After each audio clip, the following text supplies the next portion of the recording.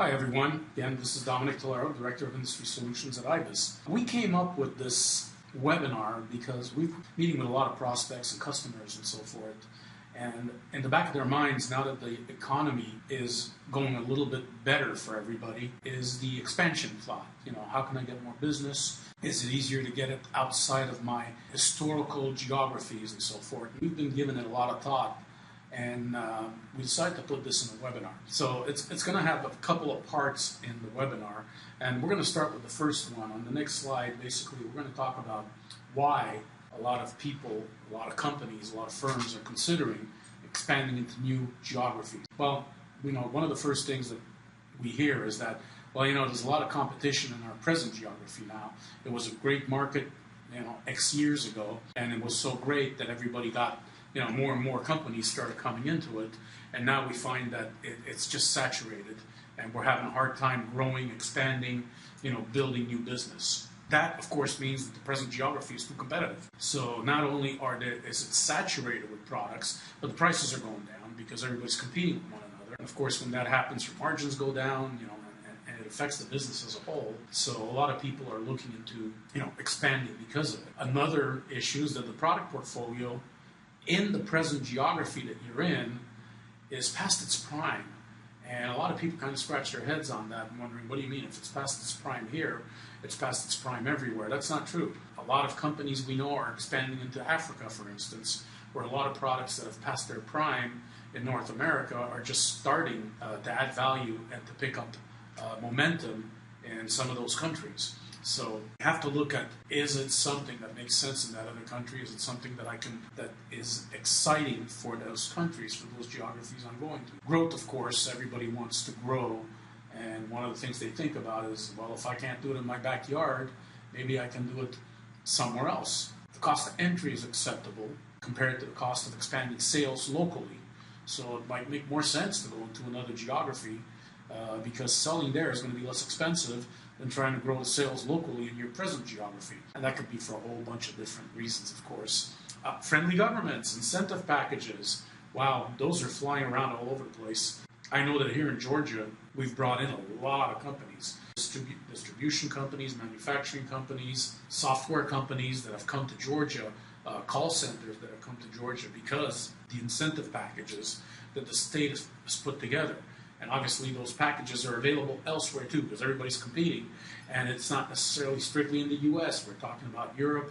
We're talking about Africa. We're talking about South America. All of these countries are trying to attract businesses in order to increase labor participation at their end. So these packages are out there, and these governments are very friendly and very open. And of course, there's a lot more reasons to it, some of which are very specific to your company that would want you, that would warrant for you to go out and look at expanding into new geographies. So basically, on the next slide, what I'm saying is now that we've picked a whole bunch of reasons why, we need to start looking at how. Yeah, hey, I've got all the right reasons for why I should expand into a new geography. But is it the right reason, and how am I going to do it? So we're going to go item by item on the next slide. So you're going to see a lot of slides, but that's only because I'm adding an item in each slide. That way, we take them one at a time. So if we look at the next slide, how do you expand into a new geography? Well, a market study would be a great idea. If you get somebody, some kind of consulting company or some kind of analyst to sit down and look at your product, look at the market, look at the acceptance it might have over there, and so forth and so on. Now, I've worked for a couple of companies in the past in the distribution environment where the market study was our president or vice president went to a specific country, product wasn't there, they spoke to a couple of people and decided, hey, there's an actual need for a product, and went ahead and did it. If that's an acceptable market study for you, then that's fine. And honestly, it worked fine for us at the time. We were the only product of its kind, so it made a lot of sense. But usually you'd want to get a little bit more involved, a little bit more information, market size, some kind of estimates, because going into another country, another geography, requires a lot of thought processes, as you'll see as we go through all of these. On the next slide, you'll notice that I've added product and company awareness. Is the product something that people would be aware of, interested, something that people would want to spend money?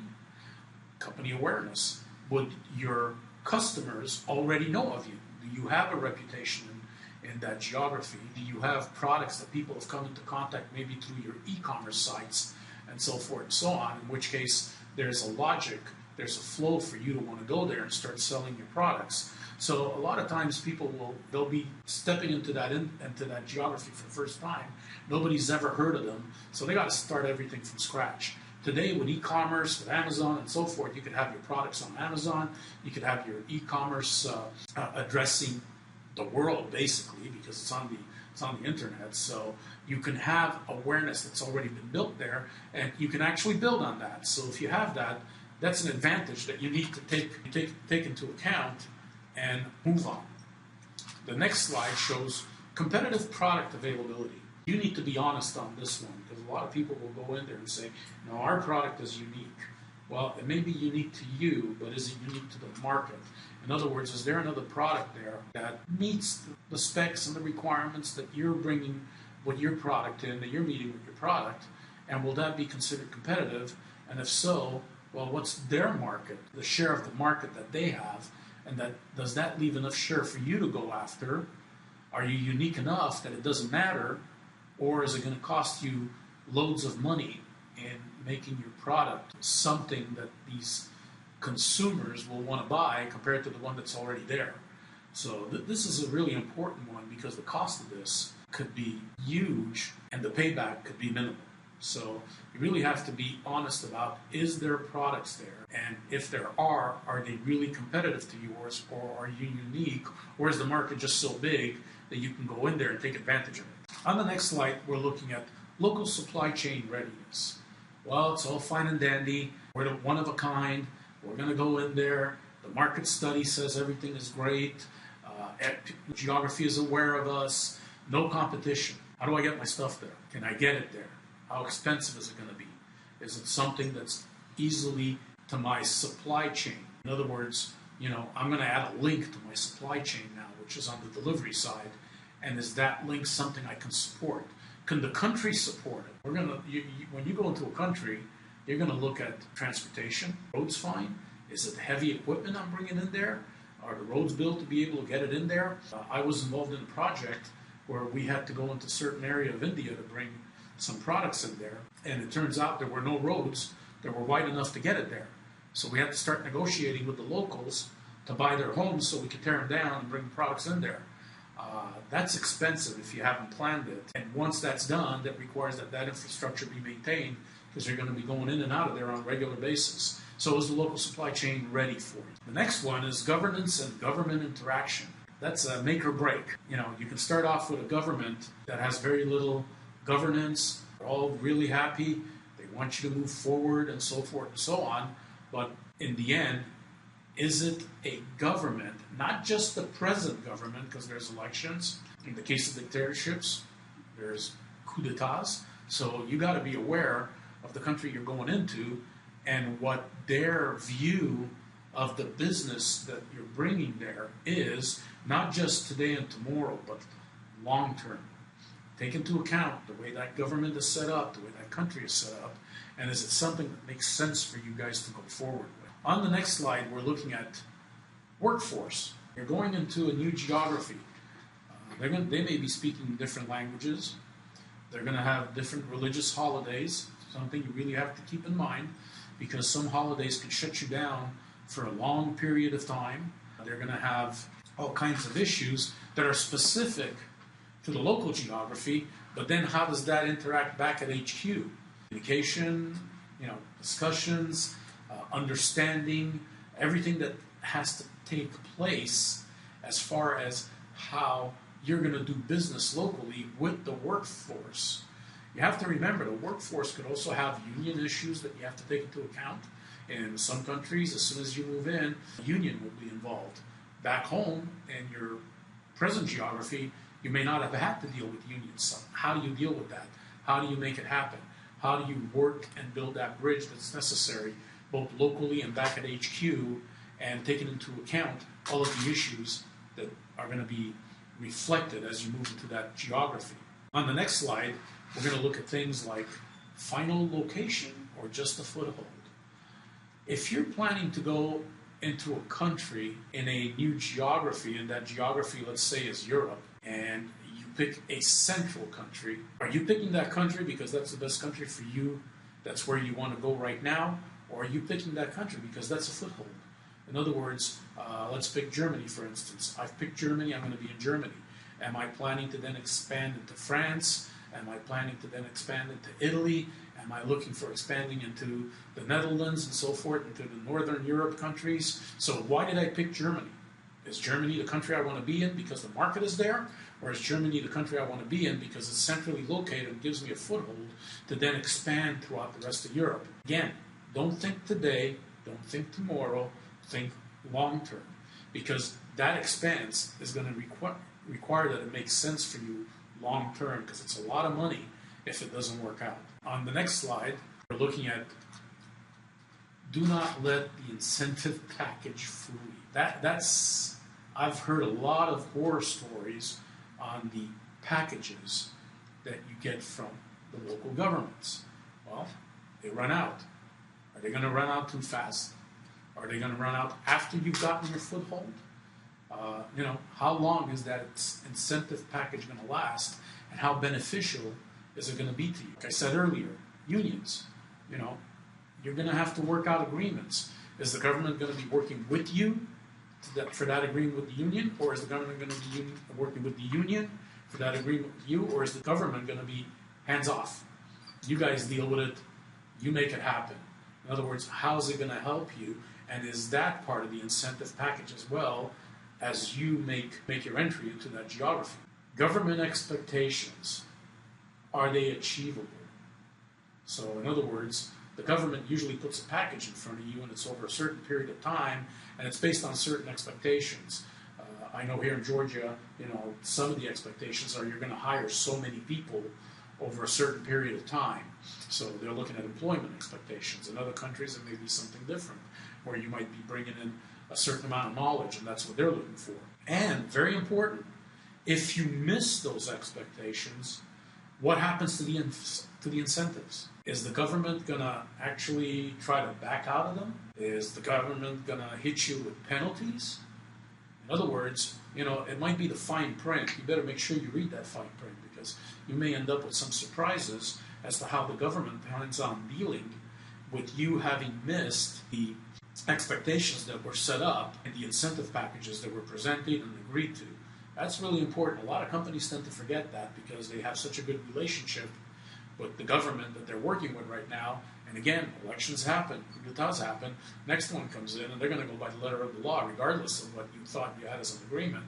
And what's that going to cost you, and where's that going to position you, both, back home with the business in general and profitability, as well as locally there where you're at. And like I said, is the infrastructure already available or a future promise? We discovered the hard way we couldn't get to the site that we had to get to because the infrastructure wasn't there. The roads were not ready to handle what we needed to bring to our site. It could be more than just roads. It could be, where's the closest airport? We can handle big planes instead of just small planes. Is there a port nearby? How's the train? How's the train system set up? Can it unload and can it get it there? Or does it have to be by truck? And again, are the roads capable of handling what it is that I'm bringing through? So you're looking at a lot of things there that you have no control over because of the expense and because of the infrastructure that's required to go with it. It's usually a government item. The government is the one that's going to be looking at it, and the government has to spend that money. Make sure that's part of the incentive packages if need be, because you need to get that product there, and then you need to get that product out of there as well. Extremely important that you look at the infrastructure. And of course, there's a lot more. I mean, it could be as simple as, how good is wireless there? How good is the internet?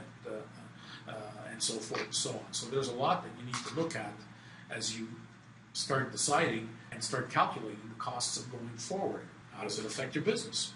Well, my staff, we talked earlier about language barriers. That's very important because there's going to be a lot of conversations going back and forth. Now, I was at WPC this last week, and Satya presented a new view of Skype where you're speaking your language on one side and whoever you're talking to is speaking their language on the other side, and the system is automatically translating it to the proper language that you're working with. That's great, that'll help, but that's not available for a little bit yet. Right now it's still in beta, And when it comes out, it's something that you can use and you should use because it'll make you multilingual, multinational, but it's still an issue with staff and it's still an issue of infrastructure. You have the systems that can have this discussion going via the internet be a good discussion where it doesn't shut down every 5 seconds and have to restart the system and so forth. Profitability.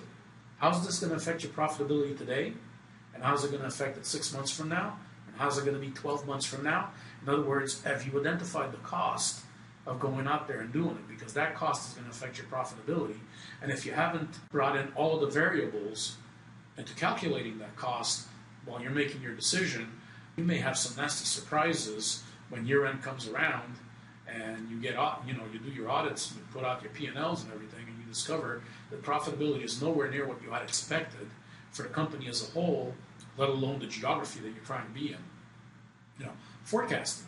Well, can you handle the demand? Can you handle the supply? And we're not just talking about supply chain here, getting it there and so forth. We're talking about you're expecting to sell more, obviously. Therefore, you have to buy more. Can your vendors support the buy side so that you can turn around and sell more? And when it comes to selling, how are you going to get it there? How are you going to manage that selling? Is your system, your company set up to be able to handle the increased demand that's going to go through? And that demand comes both ways. You're going to have more coming in, you're going to have more going out. Can you handle that? Sourcing. Are you dealing with the right vendors? Can you get the right parts? Do you want to go local for some of the parts that you might be needing and the services that you might be needing? Or is it something that you're still going to support from your present geography, from headquarters? So that's a lot of thought process that has to go in there. And as you're thinking about it, that's a lot of very costly decisions that you're going to be making for the business. So going back to profitability, is it something that when you sit down and look at all of this, the profitability is still where you want it to be today, tomorrow, and long term? So all of these have to come together as you go towards it. Now, on the next slide, we're talking about managing your supply chain, whether it's local or global. The more links you add to your supply chain, the more the management requirements. So first and foremost, do you have a software that can handle it? Can your software handle multi-currency? Can your software handle various languages? Can your software handle tracking items that are being shipped overseas over long periods of time? Can your software handle the demand as it's being reflected as well as the supply? So very important. I put that first up there because a lot of people will go out there and will do it with their existing software. That is usually, unless you've looked at multi-currency, languages and so forth, those are the minimum, and localization, those are the 3 minimum points you have to make sure that your software supports. Then after that, everything else, it could be worked around. But those 3 are extremely important. Knowledge. Do you know enough about the market you're going into? Do you know enough about the supply chain that you have to support? Do you know enough about the competition? Do you know enough in order to say that, hey, I'm an expert in that area, I understand the way it works over there, and we're ready to go there? You have the right partners. You're going to need some partners locally, whether it be consulting partners, whether it be distributors that you're going to have locally, or it be vendors that you're going to have locally. So you got to look at it as developing a partner channel, and not necessarily a partner channel in the terms of a software company having multiple partners selling their software, but rather as viewing your vendors and your distributors as partners and not just as somebody who sends me something and somebody who sells something for me. So you got to build a new approach to your market. Visibility. How well can you see what's going on in that market? The information that's being provided to you, the information you're providing to them. Is the market something that is extremely transparent and you can pick up the information that you need? Are you visible in that market? Can they see you? And would it generate interest? Mobility. You have to make sure that you've got the capability of getting the information there, whether it be somebody picking it up on a phone, on a tablet, or a Surface, or even a laptop using the internet. You've got to make sure that these people are in touch with everything that's going on, regardless of where they are, especially in the early days of building the business. because you won't necessarily have a full infrastructure there that's capable of supporting them. You're going to need omni-channel capabilities when it comes to ordering. Early on in the conversation, I was talking about e-commerce. Well, you're going to need capabilities. You're going to have a strong e-commerce site. You're going to have strong EDI capabilities and, mobility in order to be able to get orders on the phone as well if necessary. So you got to look at omni-channels and how you're going to support that. And then, of course, you got to be able to implement and support new processes. This is all going to be new, both back at headquarters as well as in the geography. Obviously, that's why it's a new geography. So all of this is going to be new processes, new approach to business. Even the fact that you're going to be in different time zones is going to be new if all you've been dealing is with 1 or 2 time zones that have a 1 or 2 hour difference. Now you could be looking at anywhere from 6 hours to 8 hours to 13 hours. So it requires that the processes that you set up and you build in your business can be supported and implemented across the business. So back home at headquarters, as well as in the new geographies that you're going. Now, when you expand into new geographies, you got to look at a bunch of things, but one of them is basically, the difference in complexity between addressing a new geography that's local, national, same country, same language, that kind of stuff, and international. So the business requirements and the execution methods that you're going to use, as well as processes, are going to be different. They're going to be more complex just because they're different. Not because they're harder, but because they're different. It's not something you're used to. It's not something your teams are used to at both ends of the market, headquarters as well as new geography. So you got to sit down and you got to understand what it is that's coming to the table, how complex it is that's coming to the table. Is it something that people are going to accept easily, and then make sure that you have it as a process that somebody can refer to on a regular basis as they train new people, as you roll out to the new market, as you implement it. If you look at the next 2 slides, the first one is basically looking at new geographies. Well, it's just showing and trying to make people visualize how complex a supply chain is and how much more complex it becomes when you're going into new geographies, because there's so much more that you have to start looking at. There's so many pieces on that chessboard that you have to start moving around, and you have to keep control of all of them. Because remember, I call it a chessboard for a reason, because you're going into somebody's territory. They're not just going to let you walk in and say, welcome, we appreciate the competition. They're going to put up a fierce competition on their part as well.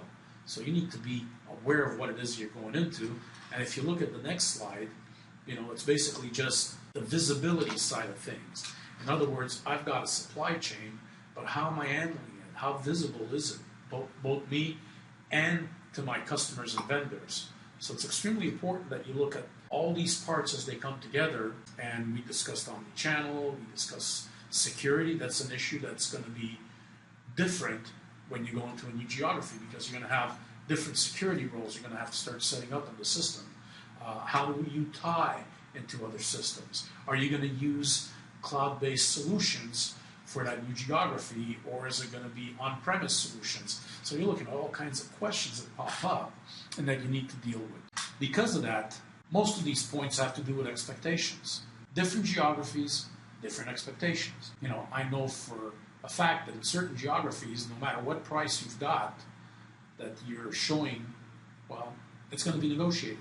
They're going to go back and forth. They're never going to accept whatever price you've got in your product catalog or on the web or in your e-commerce. They will negotiate, because that's just the way that geography is. They negotiate. Also, customer expectations are very different. Customer expectations in North America are different than customer expectations in other countries. Not that they don't want quality. Of course they want quality. Of course they want it at the right date. And of course they want it at the right price.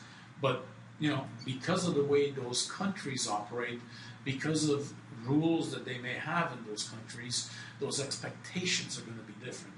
Which, of course, means vendors, the same applies to vendors.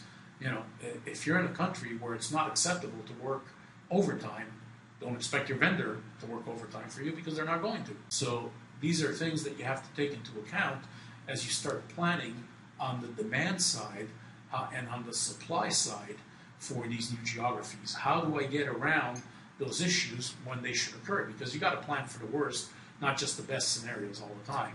Internal expectations. Your employees in those new geographies are going to think differently. If they're in a country where overtime is not something that's acceptable, well, you can't turn around and say, until we've got this done, we're all working 24/7, because it's just not going to happen. Okay? So it's important that you understand what the internal expectations of your staff is going to be in those countries. Very important, because I've seen a lot of companies have some basically fail and cost them a lot of dollars because they did not understand how those countries operate and the expectations that they had, not just customer and vendor, but internal. It was their own internal people who actually ended up shutting down the business because they just could not work and did not mesh with the parent company. Competitive pressures. Understand the competition. Understand how they go to market. Understand how they're going to go to market once you're there, because you're going to have to deal with that. The value add pressure. The value add that you're bringing to that country may be totally different than the value add that you were bringing to the parent, to the headquarters location. So now you've got to reevaluate that value add, and you've got to deal with the value add that's being requested, and how are you going to make that happen? Change management. Obviously, you've got to be open to change. If the value add you're going with is wrong, you're going to have to change that value add or put a different product out there. So that's change management. Managing your employees, change management. Managing your customers, your vendors, change management. And right at the end, I put the word, which to me means pretty much everything, is collaboration. How will you collaborate? How will you get the information? How will you pass on the information? How do you collaborate with your vendors? How do you collaborate with your customers? And in a lot of cases, because you've got some kind of incentive package, how do you collaborate with the government and the governance that comes into play when you go into a new environment, a new country? So it's extremely important that you look at the collaboration methods and how you're going to approach that. We get into the collaboration, a little bit more detail on the collaboration. Basically, we're talking about things like, self-serve, vendor and customer portals. In other words, can you automate the process, and can you make it such that both vendors and customers can go in there and get information they need rather than having to call every time? Do you have an EDI system that will work there? Is it supported? Is it something that the locals feel very comfortable with? Electronic commerce. Are you setting up a B2B? Are you setting up a B2C? What's your e-commerce site going to look like? Extremely important. Notices and workflows. Will you be able to send information internally and externally? And when I talk about a workflow, I mean if something, I get an order, and in that order it says I need approval from internal folks to my company, but as well as external folks before I go ahead. Well, you have a system that's set up that can handle that, and that can make that transparent so that it happens and you can deliver as promised. Very important is sharing common goals and objectives. Make sure that you understand their needs in those geographies. If you go in there and you understand their needs and you make their needs your needs, then the chances of success are a lot greater. The chances of identifying issues and so forth are a lot greater than just walking in there and saying, hey, I got a product, I'm selling it, you want it? So it's extremely important that you share that. It's extremely important that you open collaborations at all levels. Now, I know that one of the points that I brought up had to do with software. So obviously on the next slide, what I'm talking about is having a totally integrated solution.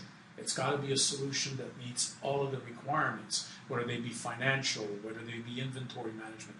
HR, remember we were talking about some of the issues that you may have locally, promotions and chargebacks, consignment inventory, vendor managed inventory, merchandising. There's so much that needs to come into play.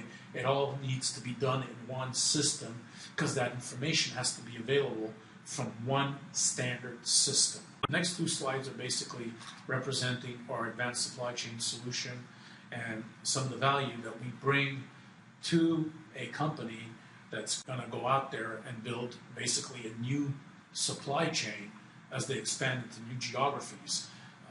You've got to be able to handle the inventory management requirements. Talk about landed cost. You need to keep track of that. You need to look at VMI and CMI, customer allocations. You've got to look at duplicate order checking, especially at the beginning of the process. That will happen because a lot of errors will happen. You've got to be able to handle the pricing and the trade and promotions as they affect those geographies and not as they affect headquarters geographies. So you've got to have the tools to go in there and be able to work with it. And on the next slide, we're talking about basically the advanced business intelligence, because you've got to be able to go in there and analyze everything that's happening. You've got to understand the cost, the market, the requirements, and you've got to be able to turn around and deliver on that. So you need to have the tools to work with something like that. Obviously, here at IBIS, we've been around for 25 years. As I said, we've had the experience of working with a lot of companies that open new geographies. We know what their requirements are going to be. We are not new geography consultants. We're not going to go out there and tell you where it makes sense to go and open a new geography. But once the decision is made, we've got the tools, the capabilities, the knowledge to help you get there and make sure that that's a success. On the next slide, we talk about our certifications and what we have as far as background with our new software, as well as with Microsoft, and the type of environments we've been in. The next slide talks about supply chain trends and challenges. We've been out there. We've looked at the trends. We've looked at the operational business challenges. We understand what they are, and we understand how to work with them. They're going to be different geography, so you've got to be open for that, change management. But we do understand the customers, no matter where they are demanding. There is competition. The supply chain is getting more complex. There's consolidation even in those countries that you're going to go into, and there's pressure coming from all sides. As well as part of the operational business challenges, pricing, margins, demand, operational efficiencies have to get better. You got to build a brand loyalty and customer satisfaction in a new geography. That's no different than what you're doing back home, but it's different in that they may view something else as something that's worth giving you their loyalty and building on their customer satisfaction. So basically what I'm talking about here is you've got three things you've got to look at as we come to closure on this. One is, did you do your homework thoroughly? You know what it's going to cost you? How's it going to hit your profits? How is it going to turn around and affect your business, your employees, your vendors, your supply chain in general? Once you've done your homework, are you ready? I've done my homework. I've got everything in place. I've got the processes. Everybody understands what we're doing. Let's go for it. Restaurants have soft openings. They can do that. They can test their processes and then decide whether they're ready to go or not. Businesses don't have soft openings. So it's extremely important that you do it right when you start, because the first impression is hard to change if it's negative. And three, always make sure that you've got BI and that you've got analytics, because you've got to make sure that you implement a continuous review process. How are we doing? Where can I get better? How's this functioning? What should I change? What's working fine for now because I've got other priorities and so forth. So it's extremely important that you have a continuous review process. Some people want to call it continuous improvement. That's fine. As long as you're reviewing and you're analyzing the issues and you're acting on it, then you're improving. So that's fine. Whichever terminology you want to apply to it, doesn't matter. Thank you very much. I appreciate you taking the time, and feel free to call us if you do have questions in the future.